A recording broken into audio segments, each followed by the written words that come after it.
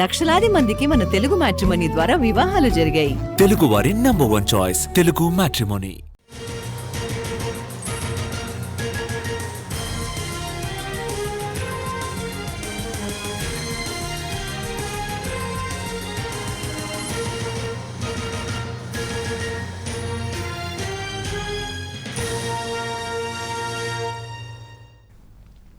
Telangana BJP అధ్యక్షుడిగా రామచంద్రరావు మధ్యాహ్నం 3 గంటలకు నామినేషన్ వేయనున్నారు. విద్యార్థి దశలో ఏబీవీపీలో పనిచేశారు రామచంద్రరావు. సంఘ్ పరివార క్షేత్రాల్లో సన్నిహిత సంబంధాలు పాతవారికే ప్రాధాన్యం ఇవ్వాలని కూడా అధిష్టానం నిర్ణయించింది. బాధ్యతలిస్తే కలుపుకుని పోతామని అంటున్నారు రామచంద్రరావు.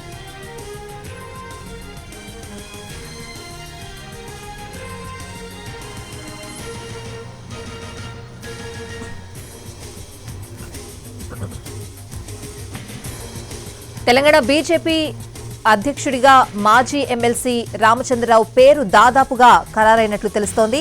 మధ్యాహ్నం 3 గంటలకు నామినేషన్ వేయనున్నారు రామచంద్రరావు.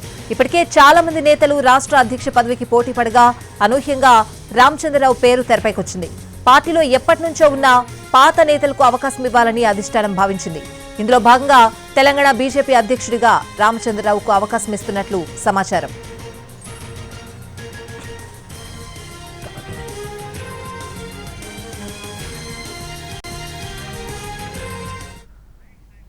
తెలంగాణ బీజేపీ అధ్యక్షుడిగా మాజీ ఎమ్మెల్సీ రామచంద్రరావు పేరు దాదాపుగా ఖరారైనట్లుగా కూడా తెలుస్తోంది. ఇదే అంశానికి సంబంధించిన పూర్తి అప్డేట్స్ అడిగి తెలుసుకుందాం. బీజేపీ ఆఫీస్ నుంచి మా ప్రతినిధి మహేష్ లైవ్ లో సిద్ధంగా ఉన్నారు. మహేష్. స్వాతి, బీజేపీ రాష్ట్ర అధ్యక్షులుగా మాజీ ఎమ్మెల్సీ రామచంద్రరావు పేరు ఖరారైంది. ఆయనకు పార్టీ పెద్దల నుండి అధికారికంగా కూడా సమాచారం వచ్చినటువంటి పరిస్థితి. బీజేపీ అఖిల భారత బీజేపీ జాతీయ సంస్థాగత సహా ప్రధాన కార్యదర్శి శివప్రకాష్ రామచంద్రరావుకు ఫోన్ చేసి చెప్పినటువంటి నేపథ్యం ఈరోజు మధ్యాహ్నం 2 గంటల నుంచి 4 గంటల వరకు బీజేపీ రాష్ట్ర కార్యంలో నామినేషన్ల స్వీకరణ కార్యక్రమం ఉన్నటువంటి నేపథ్యంలో మధ్యాహ్నం 3 గంటల సమయంలో తాను నామినేషన్ వేయబోతున్నట్టు కూడా చెప్పినటువంటి పరిస్థితి. తనకు ఏదైతే బాధ్యతలు అప్పగించారో ఈ బాధ్యతలని అందరినీ సమన్వయం చేసుకుంటూ ముందుకు వెళ్తానని ఆయన చెప్తున్నారు. పార్టీలో ఎలాంటి విభేదాలు లేవు, ఏమైనా గ్యాప్స్ ఉంటే దాన్ని ఫిలప్ చేసేటువంటి ప్రయత్నం చేస్తానని చెప్పేసి కూడా రామచంద్రరావు చెప్పినటువంటి నేపథ్యం. ఏదైతే బీజేపీకి సంబంధించి రాష్ట్రంలో ప్రజలు కోరుకుంటున్నారు, బీజేపీ అధికారంలో రావాలని చెప్పేసి అనుకుంటున్నారు, బీజేపీని ప్రజలు నిశ్చితంగా గమనిస్తున్నారు. అటు జాతీయ స్థాయిలో కానీ వివిధ రాష్ట్రాల్లో జరుగుతున్నటువంటి కార్యక్రమాలు కానీ వీటన్నింటినీ చూసిన తర్వాత తెలంగాణలో కూడా బీజేపీ రావాలని కోరుకుంటున్నటువంటి నేపథ్యంలో బీజేపీని అధికారంలోకి తీసుకొచ్చేందుకు తాను ప్రయత్నం చేస్తానని చెప్పేసి కూడా ఆయన ఎన్టీవీతో మాట్లాడుతూ చెప్పారు. స్వాతి, ఏదైతే బీజేపీ ఒక కీలకమైనటువంటి నిర్ణయం, బీజేపీ కావచ్చు ఆర్ఎస్ఎస్ కావచ్చు, ఒక కీలకమైనటువంటి నిర్ణయం తీసుకున్నట్టుగా మనకు బీజేపీ పెద్దల నుండి ఉన్నటువంటి సమాచారం.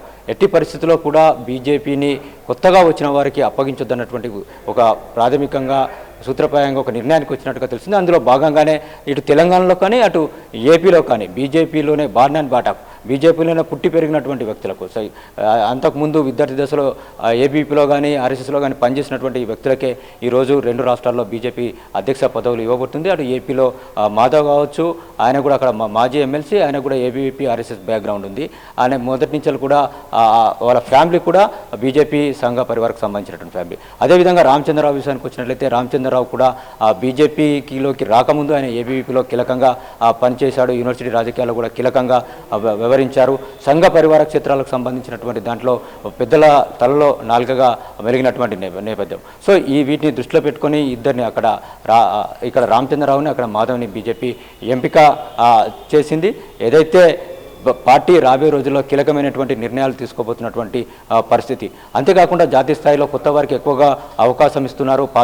పాతవారు తెరమరుగయ్యేటువంటి పరిస్థితి వచ్చింది. వాళ్ళకు సరైనటువంటి ప్రాధాన్యం ఇవ్వడం లేదన్నటువంటి ఒక బలమైనటువంటి అభిప్రాయము పార్టీ సంఘ పరివార క్షేత్రాల నుంచి వచ్చినటువంటి నేపథ్యంలో ఈసారి ఈ యొక్క నిర్ణయాన్ని పార్టీ తీసుకోవడం జరిగింది. పార్టీకి సంబంధించినటువంటి మిగతా నేతలు అటు ఈటల రాజేందర్ కావచ్చు, ఇటు ధర్మపురి అరవింద్ కావచ్చు, మిగతా వాళ్ళు కూడా తాము పార్టీ పదవిని అధ్యక్ష పదవిని ఆశించినప్పటికీ పార్టీ మాత్రం రామచంద్రరావు వైపుకే మొగ్గింది. తెలంగాణలో ఉన్నటువంటి పార్టీ సీనియర్లు అంటే ముందు నుంచే పార్టీలో ఉన్నటువంటి వ్యక్తులు కూడా రామచంద్రరావు వైపుకే మొగ్గు చూపినట్టుగా తెలుస్తుంది. ఆయనకే అధ్యక్ష పదవి ఇవ్వాలని చెప్పేసి కోరినట్టుగా తెలుస్తుంది. సో ఈ నేపథ్యంలోనే రామచంద్రరావుని ప్రస్తుతం రాష్ట్రంలో ఉన్నటువంటి పరిస్థితులకు ఆయనైతేనే సూటబుల్ పర్సన్ అని చెప్పేసి బీజేపీ ఎంపిక చేసిందని మనం చెప్పొచ్చు.